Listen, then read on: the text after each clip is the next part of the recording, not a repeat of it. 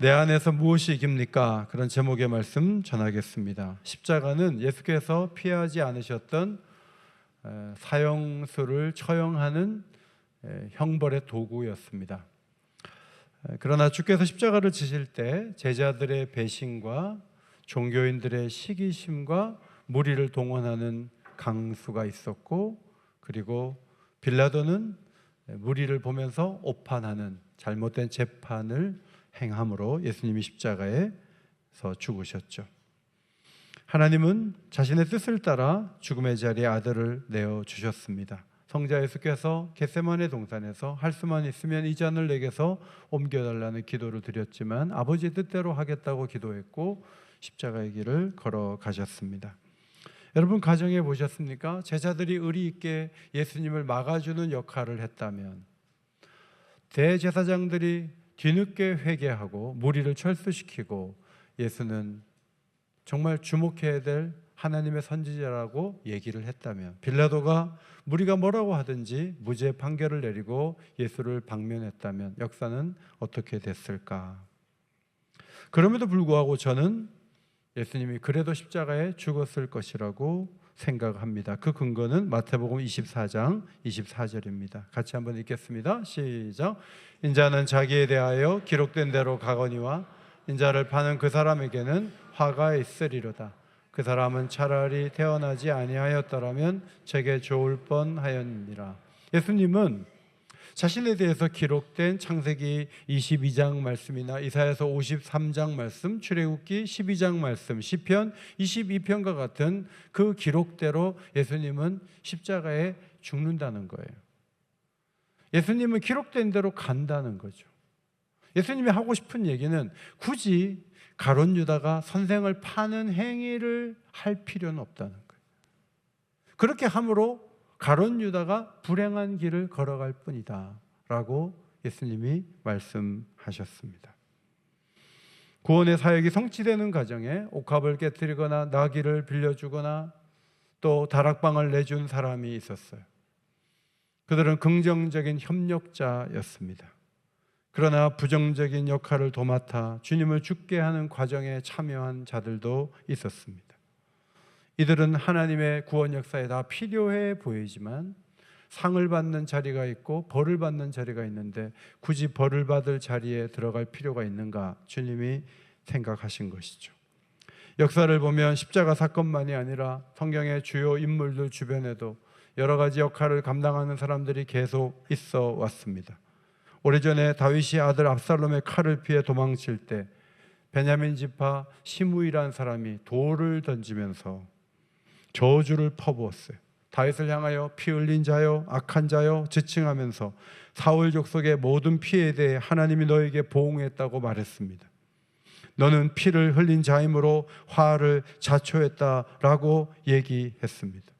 그러나 우리가 역사를 보는 대로 다윗이 사울을 죽이지 않았어요. 오히려 죽일 수 있는 기회를 그대로 하나님께 맡기고 그는 긍휼을 베풀었던 것이죠. 사울은 블레셋과의 전투에 나가서 아들과 함께 전사했어요. 그러나 시므이가 보기에는 다윗이 사울의 자리에 앉아서 오랫동안 통치하는 게 못마땅하다는 생각을 했던 것이죠. 저는 시므이가 어느 시점에 다윗에게 돌을 던졌는가 보니까 사울이 죽은 지 30년이 됐어요. 여러분, 이미 30년 동안 다윗이 그 자리에 앉아 있었는데 시므이는 우리 지파, 베냐민 지파인 사울, 그 다음 요나단, 그 다음 그 아들, 이렇게 해서 계속 왕위가 이어져야 되는데 다윗이 나타나서 이 자리를 차지하고 있는 거지 하고 계속 못마땅해 했어요. 그런데 30년 만에 다윗이 쫓겨가는 모습을 보면서 속에서 환호했던 것이죠. 돌을 던지며 네가 피를 흘렸으니까 하나님이 보응한 거야 라고 소리쳤습니다.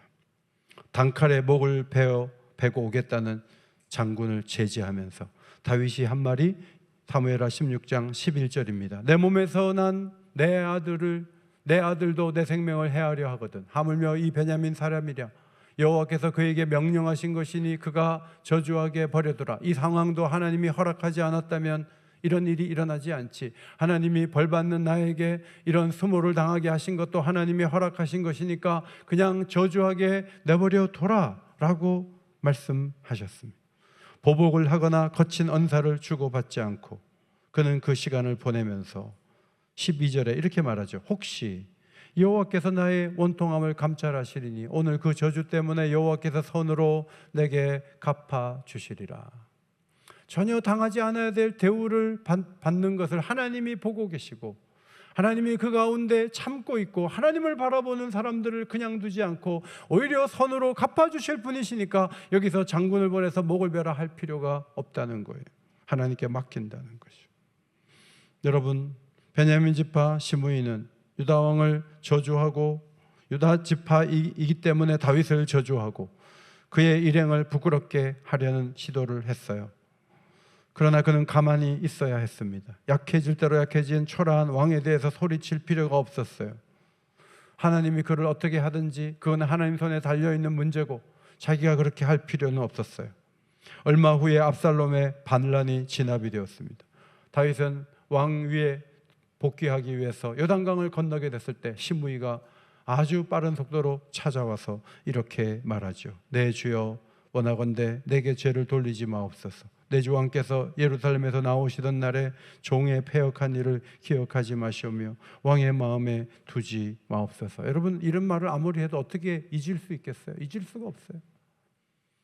근데 다윗이 성군이니까 맹세하고 내가 너를 손대지 않겠다 했어요. 그러나 나라를 넘겨줄 때, 솔로몬이 나라를 다스릴 때 시므이 같은 사람은 반드시 우리 아들에게도 부정적인 일들을 하게 될 것이 틀림이 없다 해서 솔로몬에게 그냥 두면 안 된다 그랬어요. 나중에 하나의 조건을 걸었는데 그 조건을 어겼을 때 분하야 장군을 보내서 솔로몬은 처형해 버렸습니다. 성경은 악인들이 그들의 의지를 갖고 움직인다 할지라도 하나님이 구상하신 역사의 판도를 바꿀 수 있었는가? 없었다고 성경이 말해요. 그들이 부정적인 역할을 했던 그 일에 대한 하나님의 보응을 하나도 피할 수가 없었습니다.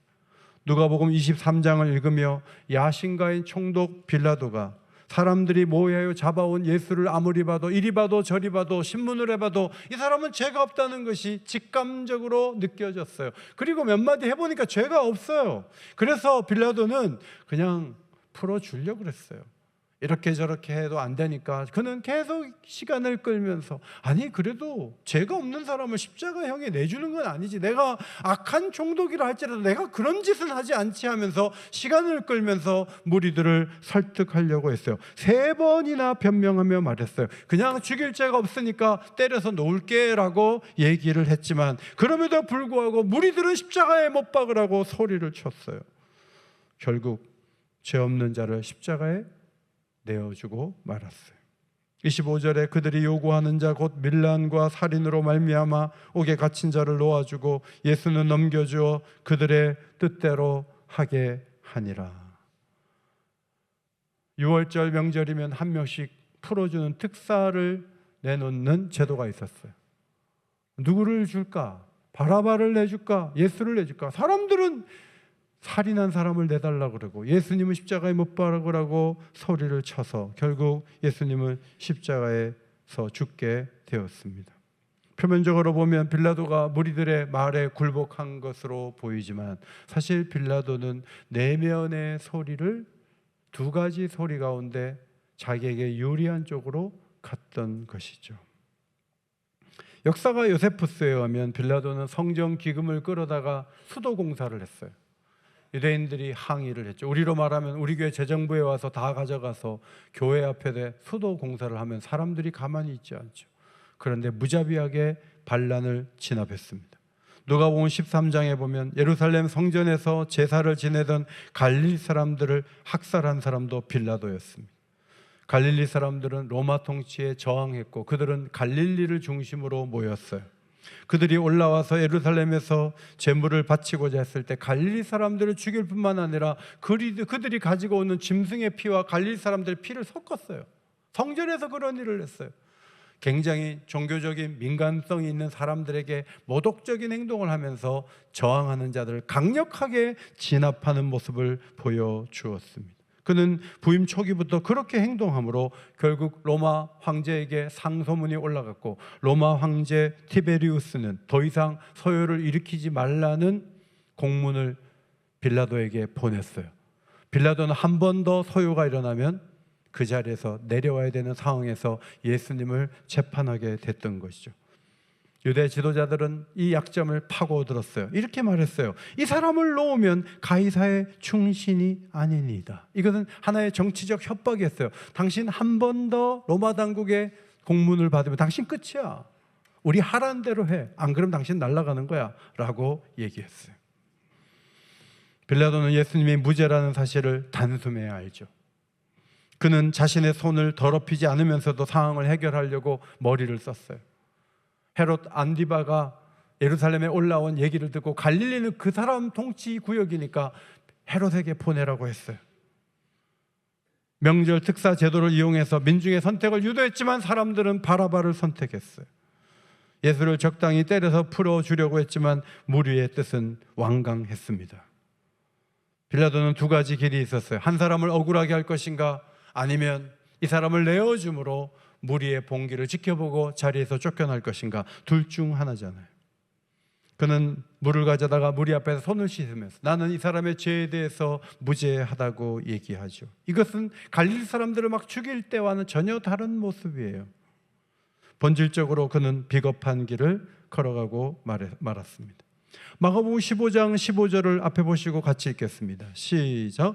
빌라도가 무리에게 만족을 주고자 하여 바라바는 놓아주고 예수는 채찍질하고 십자가에 못 박히게 넘겨주니라. 무리에게 만족을 주고자 하여, 그 말은 무리가 다시 봉기를 일으키고 이를 계기로 해서 빌라도 물러가라 하면 내가 쫓겨나게 되니까 바라바는 놓아주고 예수는 채찍질하게 넘겨줬다는 것이죠. 우리가 잘 보면 이것은 무리에게 빌라도가 진 거죠. 그러나 여러분, 그 이전에 빌라도는 자기에게 진 거예요. 빌라도의 마음속에는 두 음성이 들려오죠. 하나는 네가 아무리 악해도 죄 없는 사람을 사형에 처할 수는 없는 거예요. 그것도 무자비한 십자가에 매다는 건 그거는 통치자로서 할 일이 아니지라는 양심의 소리예요. 또 하나의 소리는 뭐죠? 또 하나의 소리는 너 이번에 무리들을 그냥 뒀다가는 넌 쫓겨나. 넌 자리에서 그냥 해고야. 그러면 넌 어떡하려고 그래? 그냥 한 사람 죽으면 어때? 내줘. 이 두 소리가 있는 거예요. 이 두 소리 가운데 내줘. 빌라도는 십자가에 내주라는 그 음성에 귀를 기울이고 먼저 굴복한 거예요. 그리고 무리의 말을 따랐던 것이죠. 성도 여러분, 빌라도에게만 두 소리가 들려오나요? 우리에게도 두 소리가 계속 들려오죠. 바울은 이 갈등 상황에 대해서 로마서에서 증거했습니다. 로마서 7장 19절, 내가 원하는 바 선은 행하지 아니하고 도리어 원하지 아니하는 바 악을 행하는도다. 만일 내가 원하지 아니하는 그것을 하면 이를 행하는 자가 내가 아니요 내 속에 거하는 죄니라. 예수는 죄가 없어. 풀어줘야 돼. 무리의 요구를 따르지 않으면 내가 쫓겨나. 십자가에 매달아. 두 소리 가운데 자신은 선한 길을 택하지 않고 빌라도는 악한 길을 택했는데, 이것은 빌라도만의 문제가 아니라 우리에게도 매일마다 일어나는 일이에요. 나한테 불리하고 나한테 안 좋음에도 불구하고 여기까지 왔는데 그냥 해버리지 뭐, 이런 일이 너무 많아요. 어제도 설교 준비하고 점심 먹고 산보를 좀 하고 집으로 돌아오는데 아내는 뭘 산다 그래서 혼자 가라 그랬어요. 저 혼자 집에 들어오는데 코끝에 빵 냄새가 나요. 보니까 소금빵 파는 집인데 그 집이 유명하대요. 그래서 뭐 금방 다 팔고 다 들어가요. 그 좁은 공간에 4명이 일할 정도로 장사가 잘 돼요. 그래서 제가 소금빵 몇 개를 담아달라고 하고 이렇게 제작 과정을 보니까 이게 이렇게 길게 밀가루를 이렇게 해놓고요, 반죽을 이렇게 늘여놓고 거기에 이만한 버터를 하나씩 꼽아요. 그리고 말아요. 그 위에다 소금 뿌리는 거예요. 제가 저건 다른 빵이겠지 했는데 집에 엘리베이터 타고 올라오는데 내 마음속에 바로 그 빵이 이 빵이다, 이 생각이 들었어요. 소금빵이 아니라 버터빵이에요. 이거 먹으면 내가 나한테 유리하겠어요? 유리하지 않죠. 그러나 아내가 이렇게 많이 샀냐고 얘기할까 봐 4개를 샀는데 제가 1개를 얼른 먹었어요. 그리고 이제 아내가 왔을 때 아무것도 안 먹은 처럼 다 하니까 아내가 소금빵 사왔냐고 같이 먹자고 해요. 근데 제 마음속에 버터 덩어리를 하나씩 다 꼽아놓고 말아가지고 구운 소금빵을, 그거를 먹으면 저한테 안 좋은 걸 제가 알고 있어요. 제 마음속에 두 소리가 들리는 거예요. 먹지 말라는 거예요. 그러나 또 한 소리는, 그거 먹는다고 죽냐? 먹어도 돼. 그래서 먹었어요. 여러분, 나의 건강에 안 좋음에도 불구하고 먹어요. 담배 피는 분들이 막 요새 사진을 갖다 집어넣더라고요. 막 혀암, 막 그런 사진, 막 그런 수술을 하기 직전에 그 무시무시한 사진을 담배 곽에다가 집어넣고, 그래도 필래 하는데도 빼고 펴요. 그렇게 해서 자기가 그렇게 될 수 있음에도 불구하고 담배를 끊지 못한단 말이죠. 우리 속에 두 음성이 들려올 때, 우리가 항상 우리를 위하는 길을 걸어가느냐 했을 때, 우리도 나 자신을 해할 뿐만 아니라 다른 사람을 해하는 일조차도 우리가 서슴없이 할 때가 한두 번이 아니에요. 바울은 빌라도만이 아니라 바울 자신도 이러한 갈등 현상이 있다는 거죠. 로마서 7장 22절, 내 속사람으로는 하나님을 법을 즐거워하되 내 지체 속에서 한 다른 법과 싸워 내 지체 속에 있는 죄의 법으로 나를 사로잡는 것을 보는도다. 율법을 즐거워해요. 율법대로 살아야 되는 거 알아요. 그럼에도 불구하고 뭔가 끄는 힘이 죄 쪽으로 가라고 나를 끌어서 내가 끌려간 적이 한두 번이 아니었다는 거죠. 이것이 바울의 고백이에요. 그래서 그는 탄식하며 이렇게 말해요. 오라, 나는 공고한 사람이로다. 이 사망의 몸에서 누가 나를 건져내랴. 여러분, 가룟 유다가 예수님을 팔 때 두 음성이 들리지 않았을까요? 야, 네가 제자인데 3년 동안 예수님 따라다니면서 본 게 얼마고 들은 게 얼만데 어떻게 돈을 받고 선생을 팔어? 라는 그 음성이 가룟 유다에게 들리지 않았을까요? 그러나 그는 그 소리를 밀어내고, 메시아 아니야, 팔아도 돼, 이 즈음에서 그냥 끝장내버려, 너에게 큰 잘못은 아니야 라는 소리에 귀 기울였어요. 그리고 그 두 번째 소리를 따라서 예수님을 은삼십을 받고 팔아넘긴 거예요. 문제는 우리가 예수를 믿으면서도 죄가 기회를 타서 계명으로 말미암아 내 속에서 온갖 탐심을 이루는 현상을 우리가 방치한다는 거예요. 하지 말라 그러면 더 하고 싶어요. 동산 나무의 모든 열매를 먹을 수 있지만 딱 한 그루 먹지 말라고 했어요. 그런데 그것이 먹고 싶은 거예요. 하지 말라 그러면 더 하고 싶은 거예요.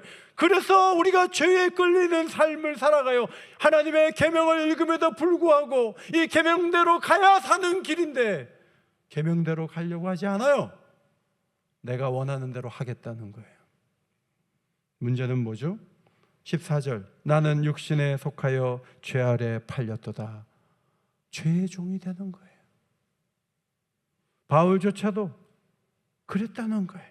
그래서 공고하고 사망의 몸에서 누군가 나를 좀 건져달라는 탄식이 터져나와요. 바울은 로마서 8장에서 이 문제 해결이 성령께 있다고 해결책을 제시하죠. 로마서 8장 9절 같이 읽겠습니다. 시작. 너희 속에 하나님의 영이 거하시면 너희가 육신에 있지 아니하고 영에 있나니 누구든지 그리스도의 영이 없으면 그리스도의 사람이 아니라. 그리스도의 영이 우리에게 오셔서 소리를 내시는 거예요. 하지 말라고, 그 길 아니라고 말씀하고 소리를 내므로 말미암아 성령의 더우심으로 육신의 정욕의 본능의 소리를 이길 수 있다고 얘기하는 거죠. 여러분 13절을 보세요. 너희가 육신대로 살면 반드시 뭐요? 이때 크게 안 읽고 가만히 있는 분들 계세요. 그러면 안 돼. 너희가 육신대로 살면 반드시 죽을 줄 알아요. 육신에 끌려 살고 육신의 소리에 귀 기울이고 육신대로 가면 죽을 줄 알아요. 안 죽는다고 누가 그래요? 거짓말하는 영 사탄이 말하죠. 죽어요. 그러나 영으로서 몸의 행실을 죽이면 살아요. 몸의 행실, 육체가 하는 얘기를 듣지 않아야 돼요. 안 돼, 하지 마, 이렇게 막아야 돼. 그러니까 저도 어제 그 먹지 말라는 소리를 들었어야 돼요.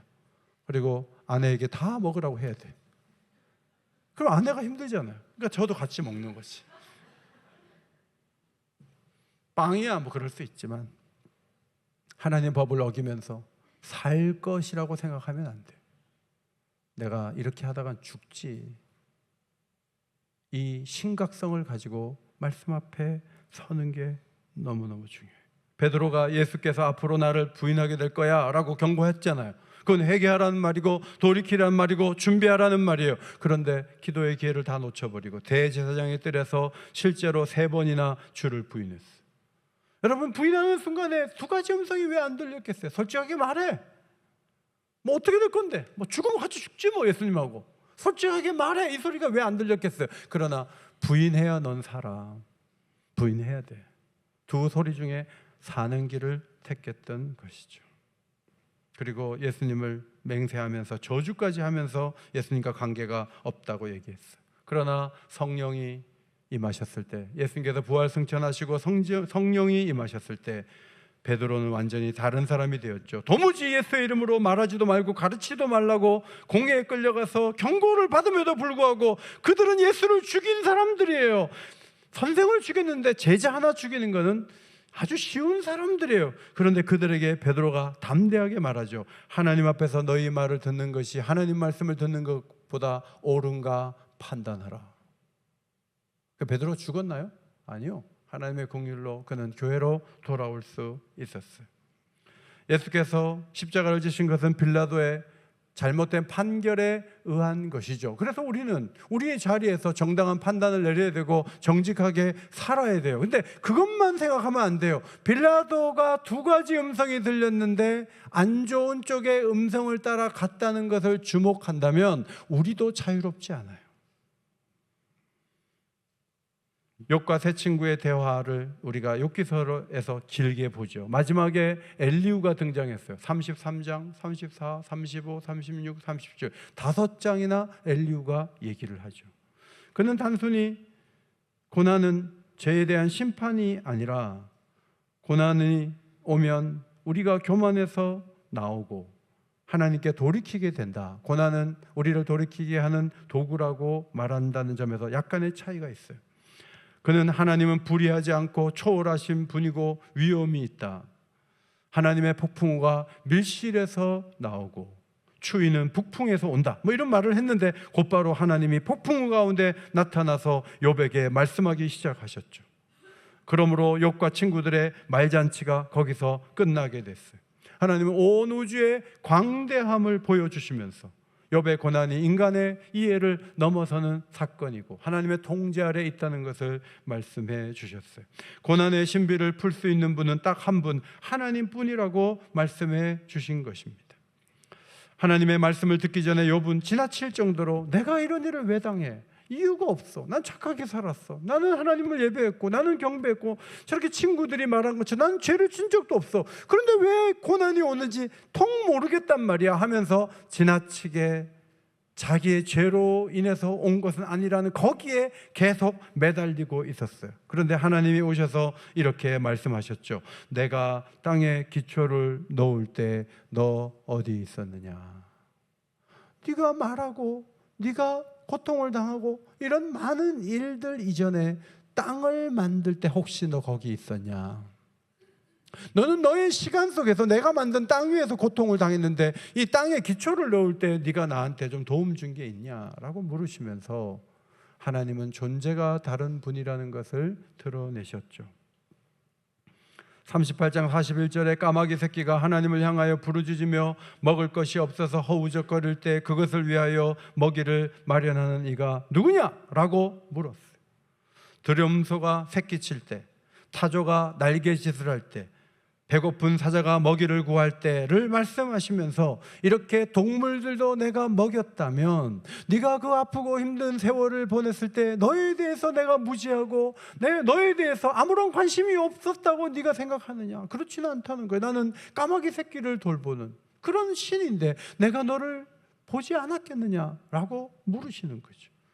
욥기서 40장 41장에 베헤못, 리워, 야단을 언급하셨습니다. 하마와 악어로 나네주에 번역되어 있지만 고대 근동에서 이 거대한 동물들은 악과 혼돈을 상징하는 아주 큰 동물들이에요. 하나님 말씀하시기를 이것들도 내 통제 안에 있다.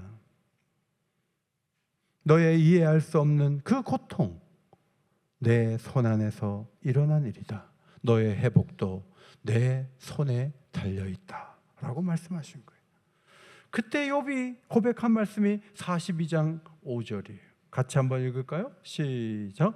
내가 주께 대하여 귀로 듣기만 하였사오나 이제는 눈으로 주를 배움나이다. 여러분, 하나님이 나타나지 않았다면 친구들의 정죄하는 소리와 욥의 방어하는 소리 외에는 아무 소리가 없어요. 그러면 욥은 계속 복잡한 마음으로, 고통스러운 마음으로 죽어가야 돼요. 그런데 욥에게 하나님이 말씀하여 주심으로 그가 이해할 수 없는 세계를 인정하고 그를 회복시킬 분이 여전히 살아계시고 관심을 기울이고 계시고 가까이 오셨다는 사실을 알게 되면서 욥에게 놀라운 빛이 비춰졌어요.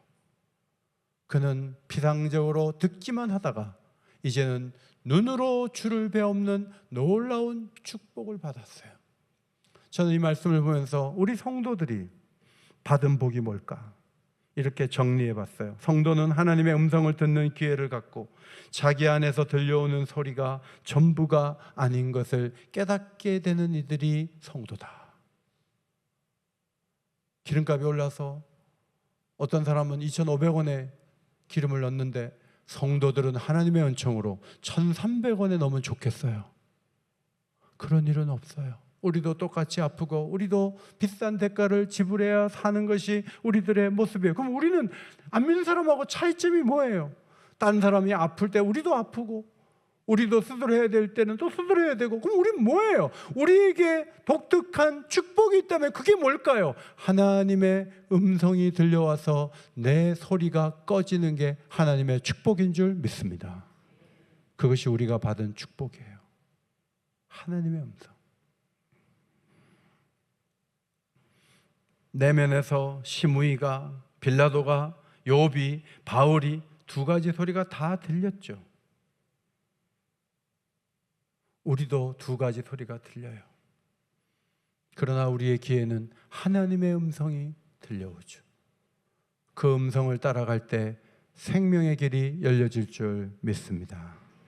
C.S. 루이스가 말했어요. 그리스도인들의 큰 이점은 다른 이들보다 덜 타락했거나 타락한 세상에서 좀 비켜나 있다는 것이 아니라 자신이 타락한 세상에서 사는 타락한 인간임을 아는 데 있다.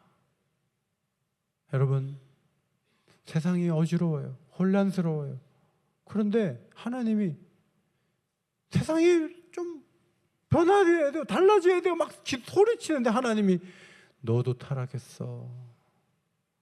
너 죄 어떻게 하려고 그래? 너의 죄를 내가 아는데 너는 내 도움이 필요해. 내가 말한 대로 가야 돼 라고 말씀하시는 거죠. 성령의 도움이 없이는 소망이 없어요. 성령의 소리에 귀 기울이고 성령이 원하는 대로 걸어가지 않으면 다 무너질 거예요. 성령이 원하시는 것이 무엇인지 말씀해 주세요. 그러면 그 길로 갈게요 하고 순종하면서 성령의 도움을 받아 하나님 기뻐하는 길을 걸어갈 때만 교회는 소망이 있고 성도도 소망이 있어요. 겟세마네 동산에서 엎드려 기도하시고 예수님께서 제자들에게 왔어요. 12명 중에 3명 뽑아 올라왔는데 3명이 졸고 있어요. 자고 있어요. 예수님이 이렇게 말씀하셨어요. 너희가 나와 함께 1시간도 이렇게 깨어 있을 수 없더냐? 여러분, 1시간 깨어 있을 수 있어요? 지금 심각한 문제가 눈앞에 있는데 1시간을 깨어 있을 수 있느냐고요. 우리는 1시간을 깨어 있을 수 있습니까? 지난주 금요일 날 1시간이란 말에 색깔을 넣어가지고 강사 목사님이 1시간 오늘 기도하고 가자. 그래서 제가 자, 지금 9시 52분입니다. 1시간이라도 오늘 기도하고 합시다. 그랬어요. 그날 성도들이 더 오래 기도하긴 했지만 1시간 기도한 사람들은 별로 없었어요. 1시간은 길어요.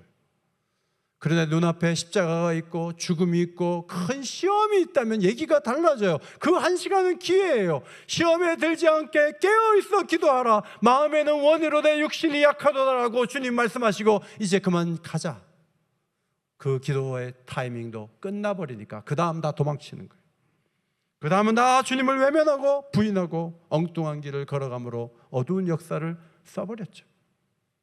성도 여러분, 이번 주간에 하나님 은혜 주시는 세례 문답서의 3가지 방편이 다 동원되는 시간이 이번 주간이에요. 5일 동안 우리는 고난주간 특별 새벽기도로 모일 거예요. 내일 아침에는 두 음성이 들릴 거예요. 어제 설교를 듣고 보니 일어나야 되지 않을까? 또 한편으로는 목사님 놀란다. 안 가다가 가면 놀래. 가지 마.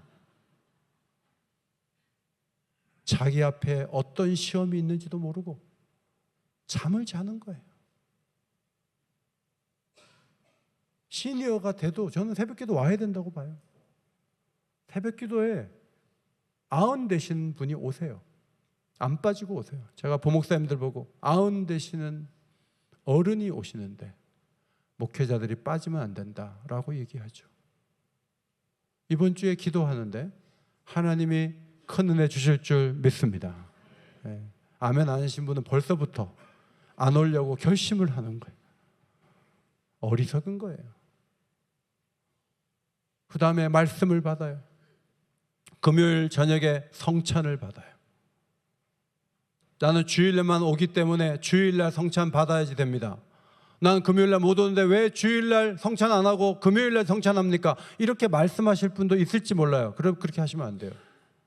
한 주간 기도하고 준비해서 성찬을 받는 거예요. 이번 주간에 꼭 오세요. 그리고 은혜를 받아야 돼요. 은혜를 받으면 내 소리를 낮추고 세상의 소리를 잠재우고 성령의 소리에 귀 기울이고 하나님의 뜻대로 걸어갈 수 있는 힘과 담대함, 용기를 얻을 수 있습니다. 이 한 주간을 잘 사세요. 언젠가는 기도하려고 해도 기도를 못하는 상황이 올 수가 있어요. 할 수 있을 때 하세요. 택시를 타고 나올 수 있을 때 나오세요. 그리고 하나님을 찾으세요. 여러분이 우려했던 일들이 해결이 되고 하나님의 역사가 여러분의 삶 가운데 자녀들 가운데 나타나게 되기를 예수의 이름으로 축원합니다.